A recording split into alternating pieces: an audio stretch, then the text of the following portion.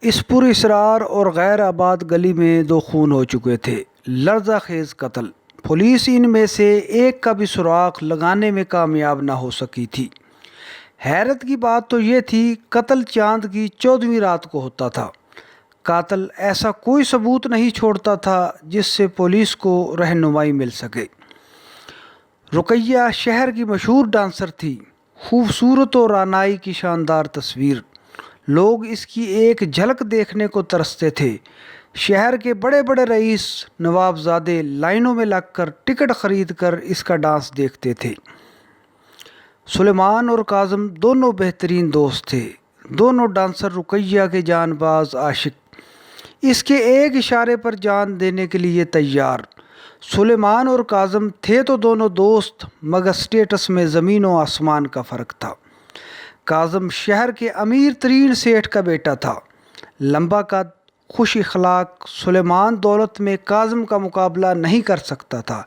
ایک ڈانسر، حسن فروش عورت عزت، شہرت اور دولت کی بھوکی ہوتی ہے۔ یہ تمام چیزیں کاظم کے پاس موجود تھیں۔ سلیمان کے پاس دولت موجود نہ تھی، اس کے لیے رقیہ کی محبت خریدنا محال تھا۔ سلیمان کا حوصلہ ٹوٹ چکا تھا۔ رقیہ کی کاظم میں دلچسپی نے اسے مایوس کر دیا تھا۔ ان حالات کو دیکھتے ہوئے کوئی بھی یہ فیصلہ کر سکتا تھا کہ حسن فروش ڈانسر رقیہ کس کو منتخب کرے گی۔ آج بھی سلیمان اور کاظم نے اپنا زیادہ وقت رقیہ کے پاس گزارا تھا۔ کاظم اور رقیہ کی اٹکیلیاں سلیمان پر بجلی گرا رہی تھیں۔ وہ اپنے ماحول سے بے خبر بت بنے کھڑا تھا۔ اچانک کاظم نے اپنا دایاں ہاتھ سلیمان کے کندھے پر رکھ دیا۔ وہ چونک پڑا۔ آؤ دوست چلیں، کاظم نے کہا۔ دونوں مڑے اور پہلو بہ پہلو سیڑھیاں طے کرتے نیچے آ گئے۔ جب وہ حسب معمول اپنا راستہ الگ الگ اختیار کرنے لگے تو کاظم نے سلیمان سے کہا کہ آؤ دوست، آج میرے ساتھ چلو، میں ایڈوڈ روڈ پر اپنے ایک آرٹسٹ دوست کو ملنے جا رہا ہوں۔ سلیمان نے کہا۔ بہت خوب، کاظم نے سگریٹ کا ایک لمبا کش لگا کر کہا۔ مجھے بھی بہت جلد کالون کلب پہنچنا ہے۔ اچھا میرے دوست سلیمان، بھولنا نہیں، کل ہم دونوں پھر مس رقیہ کے پاس اکٹھا ہونا ہے۔ دونوں نے ایک دوسرے سے مصافحہ کیا اور علیحدہ ہو گئی۔ اب کاظم اس پوری اسرار غیر آباد اور خاموش گلی میں داخل ہو رہا تھا جس میں پہلے ہی قتل کی دو لرزہ خیز وارداتیں ہو چکی تھیں۔ اس وقت گلی میں کسی جاندار کی موجودگی کے کوئی آثار نہ تھے۔ کاظم کا خیال تھا کہ وہ جلد از جلد یہ گلی کراس کر کے کالون کلب پہنچ سکے گا۔ کلب انتظامیہ کے لیے کاظم ایک قابل احترام اور ہر دل عزیز شخصیت تھا۔ حسین و جمیل لڑکیاں اس کے ساتھ گفتگو کو باعث فخر خیال کرتی تھیں۔ بیک وقت کئی لڑکیاں اس کا دل جیتنے کے چکر میں تھیں، لیکن کاظم نے شہر کی دولت مند فیملیز کی حسیناؤں کو چھوڑ کر ایک ڈانسر حسن فروش لڑکی کا انتخاب کیا تھا۔ اس کی یہ حرکت کئی افراد کے لیے ناقابل برداشت تھی، لیکن اسے کسی کے اعتراض کی کوئی پرواہ نہیں تھی۔ وہ خود من موجی تھا۔ آج بھی چاند کی 14ویں رات تھی۔ پوری اسرار گلی بلند مکانوں اور دیواروں کے درمیان سرنگ سی معلوم ہو رہی تھی۔ وہ آنے والے خطرے سے بے خبر ایک گانے کی دھن پر گنگناتا آگے بڑھ رہا تھا جو اس نے گزشتہ رات کالون کلب میں سنا تھا، لیکن جب وہ گلی کے درمیان پہنچا تو اسے اپنے پیچھے سے قدموں کی آواز سنائی دی۔ وہ چونک پڑا اور خوف زدہ بھی ہوا۔ شاید کوئی شخص اس کا تعاقب کر رہا تھا، لیکن اس سے پہلے کہ وہ اپنے آپ کو سنبھالتا اور پیچھے دیکھتا، دو مضبوط ہاتھ اس کے گلے پر پڑے اور اگلے ہی لمحے فولادی گرفت نے اسے یہاں تک دبایا کہ اس کی آنکھیں باہر آ گئیں۔ کاظم نے اپنا گلا ان پوری اسرار ہاتھوں سے چھڑانے کی بہت کوشش کی، مگر بے سود۔ وہ چند منٹ تڑپا، چند ہچکیاں لیں اور دھڑام سے زمین پر گر پڑا۔ خدا جانے اس نامعلوم شخص کو زمین نے نگل لیا یا آسمان نے اوپر اٹھا لیا۔ قاتل نے اپنے پیچھے کوئی نشان چھوڑا، نہ سراغ۔ اگلی صبح اس پر اسرار گلی سے تیسرے مقتول رئیس شہر مرزا کاظم علی بیگ کی لاش ملنے پر شہر میں کوہرام مچ گیا۔ لاش کے گرد پولیس اور اخباری رپورٹروں کا رش لگا ہوا تھا۔ لاش کے گلے پر فولادی ہاتھوں کے نشانات واضح نظر آ رہے تھے۔ معلوم ہوتا تھا کہ قاتل غیر معمولی طاقت کا مالک ہے۔ اس قتل سے چوری اور ڈاکہ کا کوئی تعلق ظاہر نہیں ہوتا تھا۔ کاظم کی قیمتی سنہری گھڑی اور سونے کا سگریٹ کیس دونوں اس کی جیب میں موجود تھے۔ ہاتھ کی انگلیوں میں زمرد کی انگوٹھیاں بھی محفوظ تھیں۔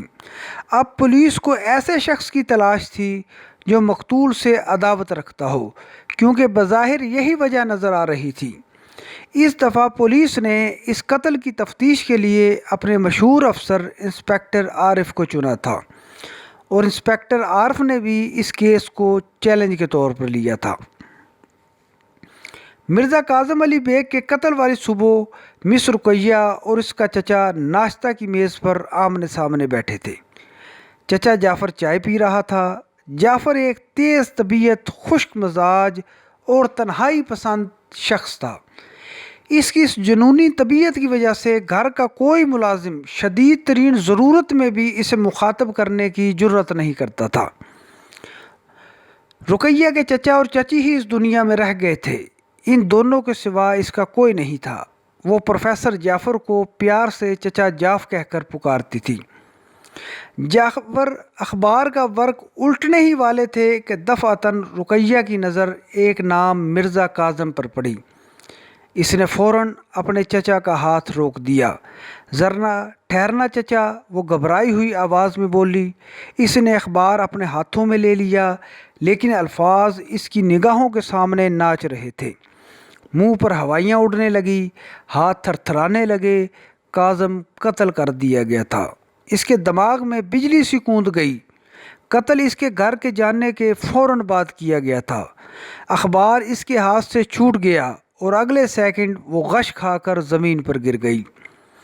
پروفیسر جعفر جلدی سے اٹھا اور بے ہوش رقیہ کو اٹھا کر صوفے پر ڈال دیا۔ جعفر نے ملازمہ کو آواز دی کہ جلدی آؤ، رقیہ غش کھا کر گر گئی ہے۔ ملازم ابھی حکم کی تعمیل کر ہی رہی تھی کہ دروازے پر زوردار دستک ہوئی۔ تھوڑی دیر بعد دستک دینے والا شخص اندر آ چکا تھا۔ پروفیسر جعفر حسب طبیعت آنے والے شخص پر گرجا برسا اور اس سے اجازت کے بغیر اندر آنے کی وجہ پوچھنے لگا۔ میں پولیس ڈپارٹمنٹ سے آیا ہوں اور مجھے انسپکٹر عارف کہتے ہیں۔ میں گزشتہ شب قتل کی واردات کے سلسلہ میں حاضر ہوا ہوں۔ پروفیسر جعفر ابھی انسپکٹر عارف سے بحث کر ہی رہا تھا کہ رقیہ کو بھی ہوش آ گیا اور وہ اٹھ کر بیٹھ گئی۔ رقیہ کا چہرہ زرد پڑ چکا تھا۔ کیا واقعی انسپکٹر کاظم علی قتل ہو چکا ہے؟ رقیہ نے پوچھا۔ ہاں خاتون، انسپکٹر عارف نے جواب دیا۔ میں پہلے پروفیسر صاحب سے کچھ پوچھنے کی اجازت چاہتا ہوں۔ آخر آپ کیا پوچھنا چاہتے ہیں؟ پروفیسر نے غصے سے کہا۔ اس کے لہجے میں حد درجہ کھردرا پن تھا۔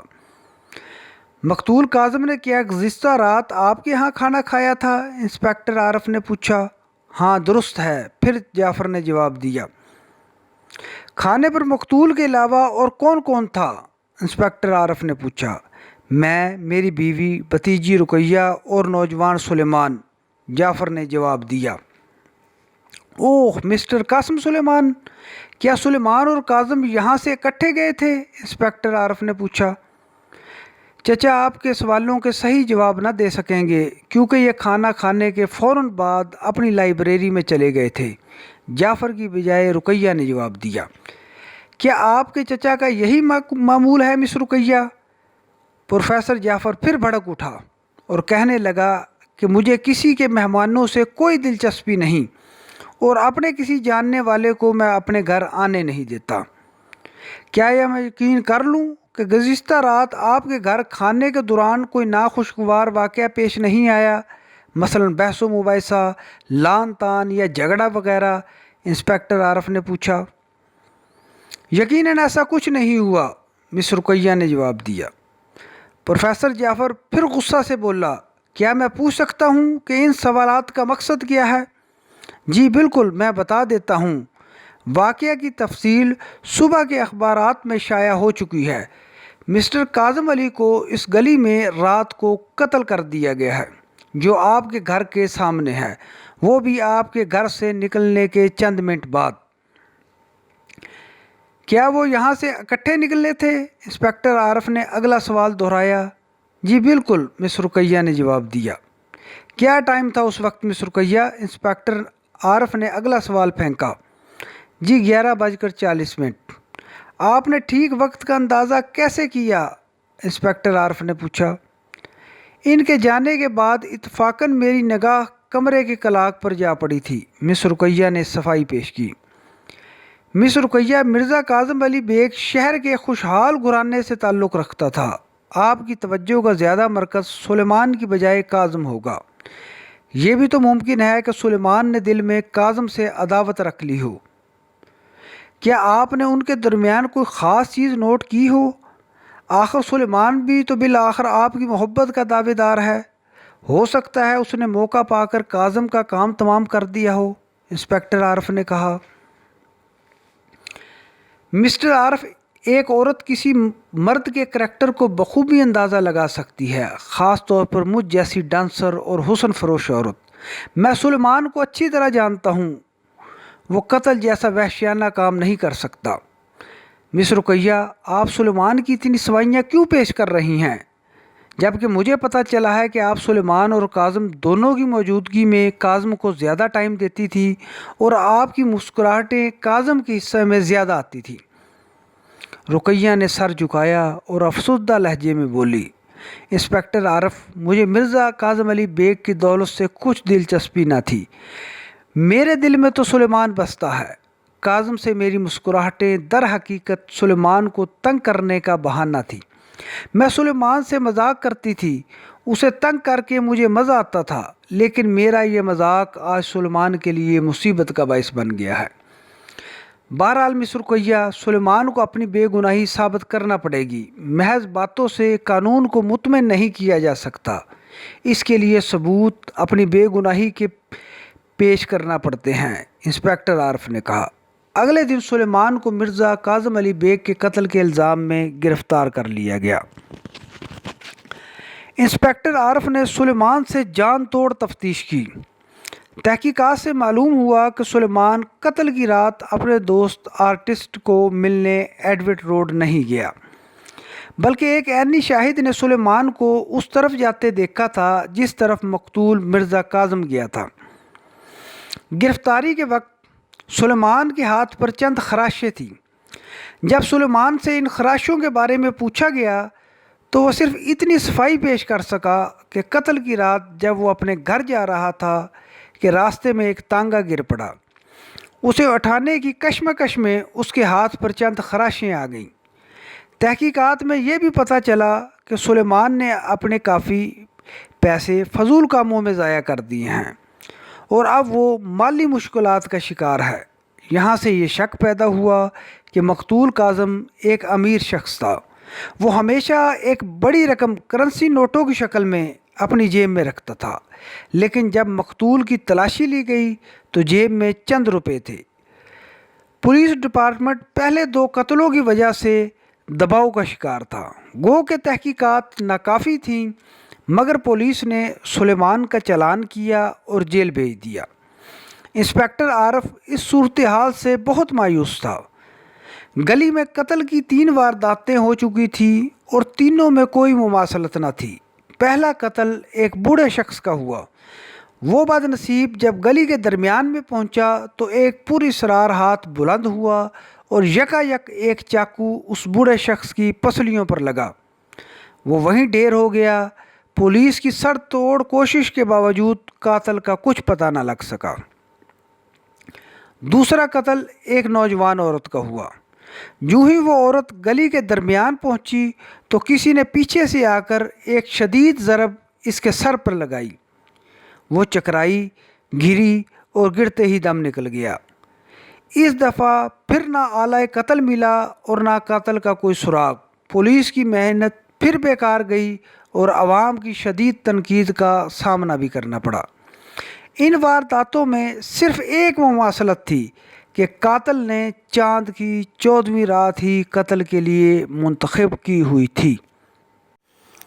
انسپکٹر عارف کے ذہن میں یہ خیال بار بار آ رہا تھا کہ سلیمان نے اگر حسد دشمنی میں کاظم کو قتل کیا ہے تو پہلے 2 افراد کو کس نے قتل کیا ہے، اور یہ قتل چاند کی 14ویں رات کو ہی کیوں ہوتے ہیں۔ سلیمان کو جیل بھیجنے سے رقیہ کی بے چینی میں شدید اضافہ ہو چکا تھا۔ اس نے پہلی فرصت میں انسپکٹر عارف کو ملنے کا فیصلہ کیا۔ مس رقیہ نے انسپکٹر عارف کو گھر آنے کی دعوت دی۔ عارف نے جواب میں پروفیسر جعفر کی بد زبانی اور کھردرے پن کا شکوہ کیا۔ رقیہ نے اپنے چچا جعفر کی صفائی پیش کی کہ وہ کسی دماغی مرض کا شکار ہے۔ دونوں کی بالآخر ملاقات ہوئی۔ انسپکٹر عارف اپنی متجسس طبیعت کے باعث کرید کر مس رقیہ سے جعفر کی ذہنی بیماری کے بارے میں پوچھ رہا تھا۔ رقیہ نے بتایا کہ چچا جعفر چائنا سے علاج کروا کر آئے ہیں۔ اگر آپ ان کی بیماری کے متعلق مزید جاننا چاہتے ہیں تو میں آپ کو ان کی میڈیکل رپورٹ دکھاتی ہوں۔ انسپکٹر عارف نے جب میڈیکل رپورٹ دیکھی تو مس رقیہ سے گزارش کی کہ وہ کچھ دنوں کے لیے یہ میڈیکل رپورٹ اس کے حوالے کر دے۔ جواب میں رقیہ نے انسپکٹر عارف سے ہاتھ جوڑ کر تحقیقات کا دائرہ وسیع کرنے کو کہا، کیونکہ ان حالات میں سلیمان کے گرد پھانسی کا پھندہ قریب سے قریب تر ہوتا جا رہا تھا۔ انسپکٹر عارف نے جعفر کی میڈیکل رپورٹ کا تفصیلی مطالعہ کیا تو کچھ باتوں نے انسپکٹر عارف کو چونکا دیا۔ جعفر صاحب جس بحری جہاز سے چائنا سے واپس آئے تھے، اس بحری جہاز کے میڈیکل افسر نے سفر کے دوران پروفیسر جعفر کے کسی شخص پر حملے کا میڈیکل رپورٹ میں ذکر کیا تھا۔ تفتیش کی گاڑی شک کے پیٹرول سے چلتی ہے، انسپکٹر عارف نے خود سے کہا، اور پہلی فرصت میں اس جہاز کے میڈیکل آفیسر سے ملنے کا فیصلہ کیا۔ بحری جہاز کا یہ میڈیکل آفیسر ایک خوش اخلاق شخص تھا۔ انسپکٹر عارف کے پوچھنے پر ڈاکٹر نے بتایا کہ سفر کے دوران پروفیسر جعفر صاحب جہاز کے عرشے پر ہی سوتے رہے۔ وہ رات کا زیادہ حصہ تاش کی ایک گیم ڈیمن کھیلنے میں گزارتے تھے۔ یہ گیم اکیلا شخص ہی کھیلتا ہے۔ جعفر صاحب ایک دماغی مرض موڈ سٹروک کا شکار ہیں۔ ایک رات جب چاند کی 14ویں رات تھی، ڈاکٹر صاحب کے مطابق جعفر پر مرض کا حملہ ہوا، جس سے ان پر جنون طاری ہو گیا۔ انہوں نے ایک موٹا ڈنڈا اٹھایا اور ایک شخص پر حملہ کر دیا۔ اگر وہاں موجود افراد جعفر صاحب کو نہ پکڑتے تو یقیناً جعفر صاحب اس شخص کو ہلاک کر دیتے۔ تھوڑی دیر بعد پروفیسر جعفر بے ہوش ہو گیا۔ صبح جب وہ بیدار ہوا تو اسے بالکل یاد نہ تھا کہ وہ رات کس وحشیانہ عمل کا مرتکب ہوا ہے۔ ڈاکٹر نے پروفیسر جعفر کو تاکید کی تھی کہ وہ چاندنی راتوں اور بالخصوص 14ویں رات کو تاش کھیلنے سے گریز کرے، کیونکہ ذہنی سوچ بچار اور چاندنی رات کے اکٹھا ہونے سے اس نامراد مرض کا دورہ بار بار پڑتا ہے۔ اسی لیے اسے موڈ سٹروک کہتے ہیں، کیونکہ یہ چاند کی راتوں میں ہی ہوتا ہے۔ ڈاکٹر کی بتائے ہوئے انکشافات نے انسپکٹر عارف کے سامنے تفتیش کے بند راستے کھول دیے۔ اب انسپکٹر عارف کو شدت سے چاند کی 14ویں رات کا انتظار تھا۔ مس رقیہ سے اس نے ہر قسم کے تعاون کی یقین دہانی حاصل کر لی تھی۔ چاند کی 14ویں کے دن شام کے وقت انسپکٹر عارف نے پروفیسر جعفر کو سیر کے لیے جاتے دیکھا۔ انسپکٹر عارف کے لیے یہ سنہری موقع تھا کہ اب وہ جعفر کی لائبریری میں داخل ہو جائے، اور اس نے اس موقع کا بھرپور فائدہ اٹھایا۔ لائبریری کا جائزہ لیتے ہوئے انسپکٹر عارف کو کھڑکی کے پاس میز پر تاش کے پتے دکھائی دیے۔ تاش کے پتوں کی ترتیب دیکھ کر دیکھنے والا آسانی سے سمجھ سکتا تھا کہ تاش کھیلنے والا ڈیمن کی بازی لگاتا ہے، جو اکیلا انسان ہی کھیلتا ہے۔ کھڑکی اور میز پر پڑے تاش کے پتوں کی ترتیب اس طرح تھی کہ چاند کی روشنی چھن چھن اندر آتی تھی۔ منصوبے کے مطابق انسپکٹر عارف نے اپنا کوٹ لائبریری میں اس طرح لٹکایا جیسے کوئی زندہ شخص کھڑا ہو۔ لائبریری میں موجود لمبا چاقو اور ویٹ پیپر جو انسپکٹر عارف کی عقابی نگاہوں نے پہلے ہی برآمد کر لیے تھے، خوبصورتی سے تاش کی میز پر رکھ دیے۔ بجلی کی سپلائی کاٹ دی تاکہ اندر بجلی کی روشنی کی بجائے چاند کی روشنی کا عکس پڑے، اور خود ایک بلند الماری کے پیچھے کھڑے ہو کر پروفیسر جعفر کا انتظار کرنے لگا۔ رات گہری ہو چکی تھی کہ پروفیسر جعفر کے قدموں کی آواز سنائی دی۔ کمرے میں داخل ہو کر جعفر کا ہاتھ بجلی کے سوئچ کی طرف بڑھا، مگر بے سود، بلب آن نہ ہوا۔ اچانک اس کی نظر چاند کی روشنی میں میز پر بکھرے تاش کے پتوں کی طرف منتقل ہو گئی، اور وہ تاش کھیلنے میں مصروف ہو گیا۔ تھوڑی دیر بعد اس کی آنکھیں سرخ ہو گئیں۔ پروفیسر جعفر اچانک اٹھا، چاقو اٹھایا اور سامنے کوٹ جسے انسپکٹر عارف نے اس طریقے سے لٹکایا تھا جیسے کوئی انسان کھڑا ہو، اس پر حملہ کر دیا اور اندھا دھند کوٹ پر چاقو برسانے لگا۔ اس کے سانس کی آواز کمرے میں گونج رہی تھی، ایسے لگتا تھا جیسے کوئی اژدہا پھنکار رہا ہو۔ کوٹ پر چاقو چلاتے چلاتے پروفیسر جعفر اب تھک چکا تھا۔ وہ ہانپ رہا تھا، کانپ رہا تھا۔ کچھ دیر بعد بے دم ہو کر کرسی پر گرا اور بے ہوش ہو گیا۔ انسپکٹر عارف نے پروفیسر کا چاقو اور ویٹ پیپر اٹھایا، اپنا کوٹ ساتھ لیا اور خاموشی سے وہاں سے نکل گیا۔ کیس تقریباً حل ہو چکا تھا، اب اسے عدالت میں ثابت کرنا تھا۔ مقدمہ عدالت میں پیش ہوا۔ لوگ پہلے ہی جانتے تھے کہ جوری کا فیصلہ سلیمان کے خلاف ہوگا۔ سلیمان اپنی صفائی پیش کرنے سے قاصر تھا۔ لوگوں کی نظروں میں قتل کا مقصد صاف ظاہر تھا، حسد و رقابت اور عشق و محبت۔ عدالتی کارروائی کا آغاز ہوا تو وکیل استغاثہ نے اپنے جارحانہ حملوں شروع کر دیے۔ وکیل استغاثہ نے بتایا کہ جب کاظم اور سلیمان ایک دوسرے سے علیحدہ ہوئے تو کاظم نے سلیمان کو طعنہ دیا، جس نے قاتل سلیمان کو بھڑکا دیا۔ کاظم جلد ہی سنسان گلی میں گھس گیا۔ سلیمان نے موقع غنیمت جان کر اس کا تعاقب کیا اور بے خبری کے عالم میں پیچھے سے دبوچا اور کام تمام کر دیا۔ سلیمان مجرموں کے کٹہرے میں بت بنے کھڑا تھا۔ دیکھنے والے کو ایسا معلوم ہوتا تھا کہ اس کے جسم سے زندگی کی آخری رمق بھی چھین لی گئی ہے۔ شہر کی لاکھوں دلوں کی ملکہ ڈانسر رقیہ کمرہ عدالت میں بیٹھی اسے مایوس نگاہوں سے دیکھ رہی تھی۔ رنج و غم، نا امیدی کی آخری حالت رقیہ پر طاری تھی۔ اس وقت اس کی نگاہیں سلیمان کی محبت میں شرابور تھیں۔ گاہے بگاہے سلیمان بھی اسے غمگین نگاہوں سے دیکھ لیتا تھا۔ وکیل استغاثہ سلیمان کو مجرم ثابت کرنے کے لیے ایڑی چوٹی کا زور لگا رہا تھا اور دلائل کے ڈھیر لگا رہا تھا۔ پروفیسر جعفر کو گواہوں کے کٹہرے میں لایا گیا، لیکن اس کی گواہی میں کوئی خاص بات نہ تھی، جلد ہی سے فارغ کر دیا گیا۔ اس کے بعد تفتیشی افسر عارف کو پیش ہونے کا حکم دیا گیا۔ انسپکٹر عارف نے ایک طویل سانس لی، کمرہ عدالت میں موجود لوگوں کی طرف دیکھا اور اپنی بات پروفیسر جعفر کی بیماری مون سٹروک سے شروع کی۔